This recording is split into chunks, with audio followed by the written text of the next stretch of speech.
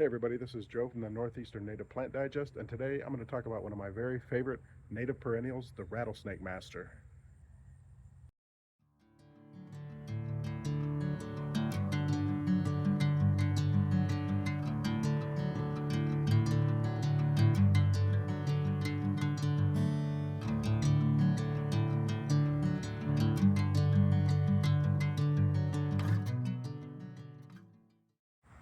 Hey everybody, welcome back to my channel. I hope you had a fantastic week and happy Friday.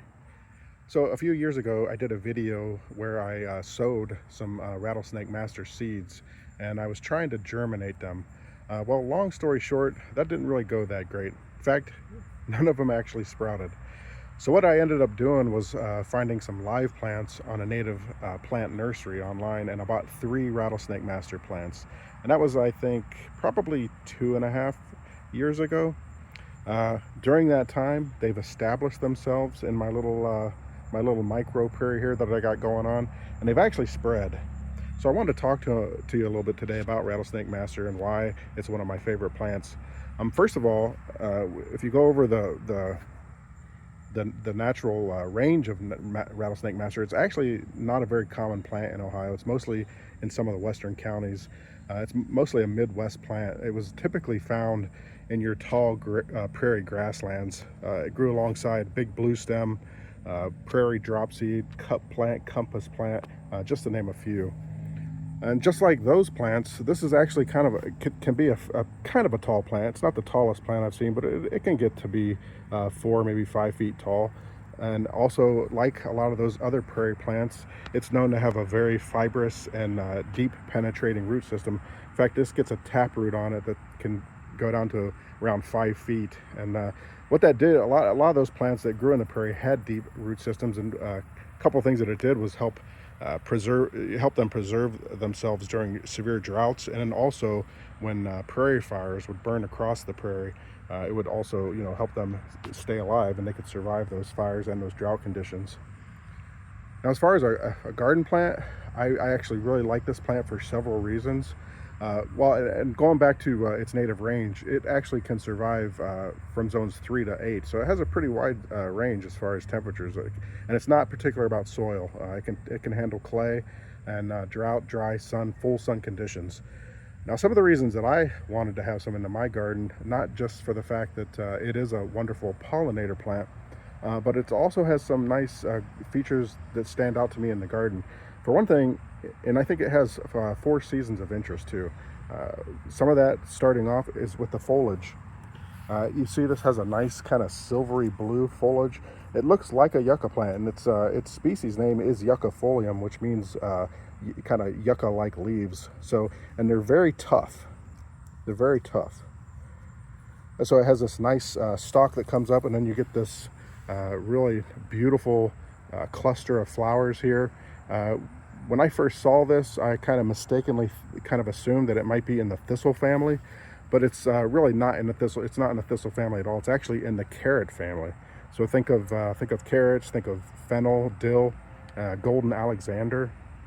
And that being said, because it is in the carrot family, sometimes it can be used by the black swallowtail as a host plant. And if you ever get a chance to be around this plant, if you were to rip off a little bit of this plant and the leaves on this plant and kind of smell it, you'll get that distinctive carrot smell. Now, from what I've read about the black swallowtail, they don't typically like to use this as a host plant because the leaves are so tough.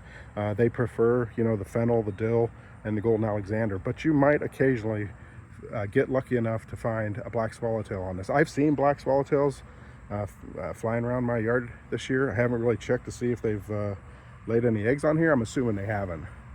Another nice thing that I like, I'm going to kind of walk around here and show you some of the other ones that have kind of grown up in my little prairie habitat here. Another thing that I like about this a lot is this attracts a wide array of pollinators. So you're going to find short and long-tongued bees on this. You'll find bumblebees visiting this. You'll find various butterflies on this. I've seen skippers on it. I've seen eastern tiger swallowtails. I've seen monarchs on this.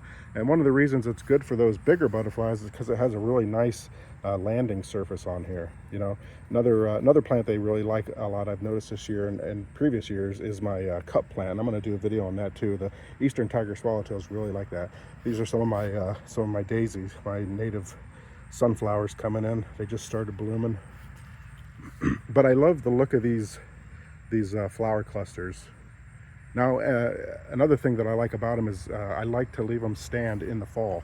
Now, one of the reasons that I do that is because as these seeds ripen, I mean, just look at that. As these seeds ripen and they go to seed, you'll find native songbirds like the American goldfinch coming on and eating the seeds on these, just like they do on the echinacea. They just land right on top here. They're so lightweight, they can just kind of balance there and just pick through the seeds.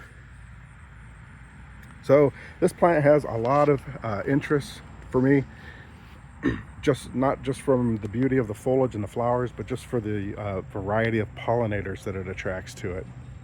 One thing I will say about this is, now that it's been established in my yard, you know, this is one of those plants that, you know, with that deep root system I was talking about, you'll never have, once this is established, you're never going to have to water it, and you're never going to have to fertilize it. And I like plants that are easy to maintain.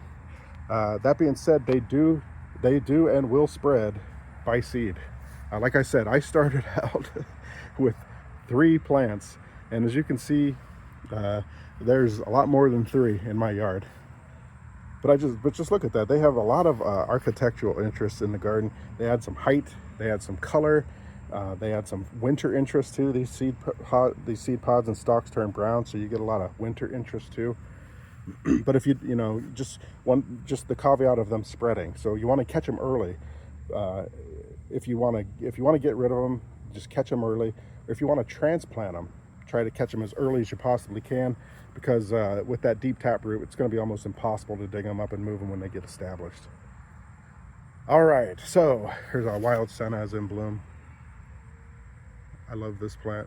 This is probably the second year that it's bloomed. All right, well, with that being said, I'm gonna go ahead and end this video. I've been wanting to do a video on this for quite some time, and I thought, you know what, there's no time like the present, like they say. So once again, I want to thank all my subscribers. You know, I really want to get to 5,000 subscribers. I've almost got 4,000 subscribers, and you know, if you guys will hit that like button, subscribe, share the videos, we can get the word out. I'm really thankful that for all the support you guys have given me, and it's really you guys that have done this and helped me grow this channel. I just get out here and ramble, you know, and I really appreciate the positive feedback. I know I say that a lot, but it's true.